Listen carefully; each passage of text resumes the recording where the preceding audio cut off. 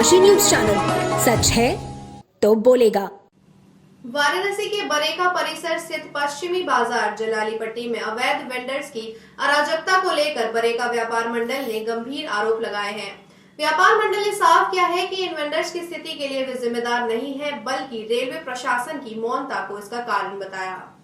व्यापार मंडल के अनुसार वेंडर्स जैसे ठेले वाले और सब्जी विक्रेता जो पैदल मार्गों पर अवैध रूप से कब्जा किए हुए हैं, उनकी पहचान और पंजीकरण की प्रक्रिया बरेका प्रशासन द्वारा शुरू की गई थी। हालांकि इस प्रक्रिया के दौरान कुछ दबंग दुकानदारों ने इन वेंडर्स के खिलाफ आपत्ति जताते हुए अराजकता उत्पन्न कर दी। इन दुकानदारों ने व्यापार मंडल की संरक्षक योगिता तिवारी के साथ अभद्रता करने की कोशिश की और पुलिस द्वारा चौकी ले जाने पर भी विरोध जारी रखा। इस दौरान एक बड़ी भीड़ ने चौकी का घेराव कर दिया और व्यापार मंडल के अध्यक्ष को जान से मारने की धमकी दी। व्यापार मंडल के लोगों ने बताया कि ये व्यवस्था बरेका प्रशासन के मौखिक निर्देश पर की जा रही थी ताकि ट्रैफिक जैम, पार्किंग की समस्या और परिसर में वीआईपी मूवमेंट के दौरान सुरक्षा सुनिश्चित की जा सके। रेलवे प्रशासन द्वारा इन वेंडर्स को कोई आधिकारिक आवंटन नहीं किया गया है, इसलिए इन वेंडर्स के द्वारा किए गए किसी भी प्रकार के अवैध अतिक्रमण, सड़क घेरने या अन्य आपराधिक गतिविधियों के लिए व्यापार मंडल जिम्मेदार नहीं होगा। व्यापार मंडल ने कहा कि वह इन अवैध वेंडर्स के मुद्दे को रेलवे प्रशासन, बरेका प्रशासन और जिला प्रशासन वाराणसी के संज्ञान में ला रहा है ताकि भविष्य में इस प्रकार की घटनाओं से बचा जा सके।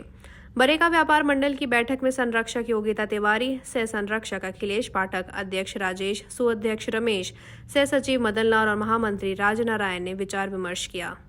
हमारे यहाँ आई मार्केट में बोली कि पैसा दीजिए, 20-20 रुपया, किसी से 50 रुपया, किसी से 100 रुपया लिया गया और आने के बाद बोली कि हमने बोले मैडम हमको स्लिप या कोई पर्ची दीजिए।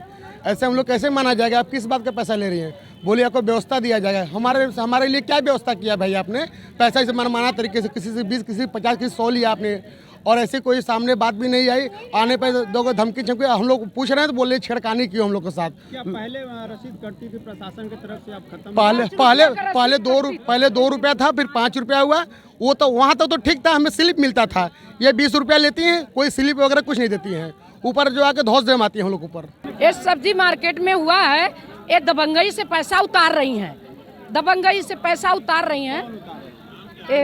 क्या योगिता तिवारी जो कि रेलवे कर्मचारी की औरत है, हाँ, उसकी वाइफ है।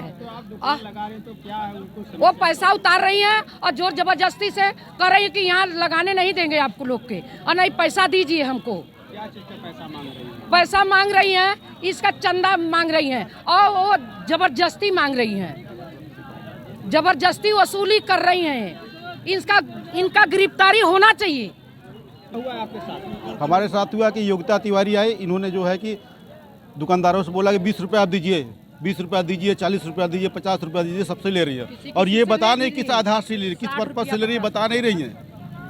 और जो है कि सबको कोई बोल रहा, हम लोग पूछ रहे हैं कि भाई आप पैसा क्यों मांग रही है, तो ये बोले कि ये बदतमीज है, इसको दूर हटो, दूर हटो, दूर हटो, दूर हटो, इनको प्रशासन देखेगी। हम लोग किए क्या है कि हम लोग प्रशासन देखेगी? न चोरी की है, न चमारी क्या किए हम लोग बताइए।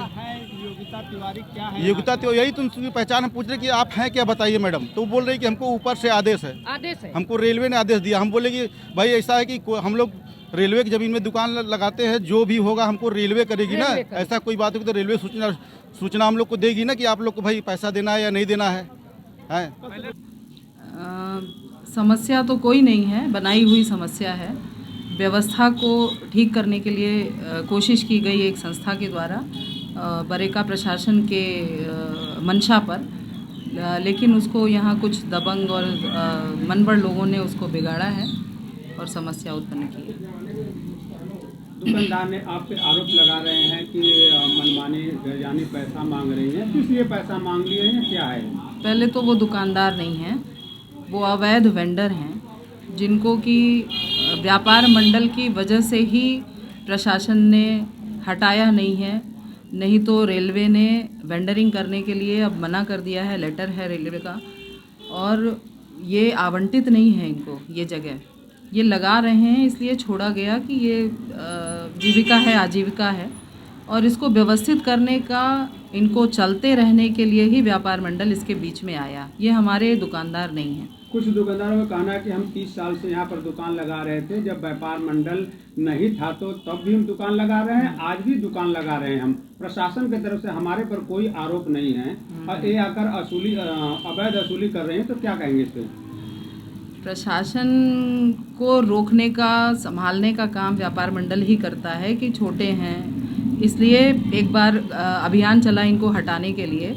वो साथ में व्यापार मंडल घूमा कि आप लोग व्यवस्थित हो जाइए, अन्यथा हटा दिए जाएंगे। ये वार्निंग प्रशासन की तरफ से अभी कुछ दिन पहले ही, ये मुझे लगता है संक्रांति के पहले ही ये किया गया था प्रशासन की तरफ से, व्यापार मंडल को साथ लेकर के इनको एक दिया गया था, अल्टीमेटम दिया गया था कि आप व्यवस्थित हो जाइए, अन्यथा हटा दिए जाएंगे। इसीलिए व्यापार मंडल चाहता था कि ये व्यवस्थित हो जाएं, और वो व्यवस्था बनाने के लिए ही हम लोगों ने एक कार्य शुरू किया था, जिसको इतना व्यवधान डाला गया।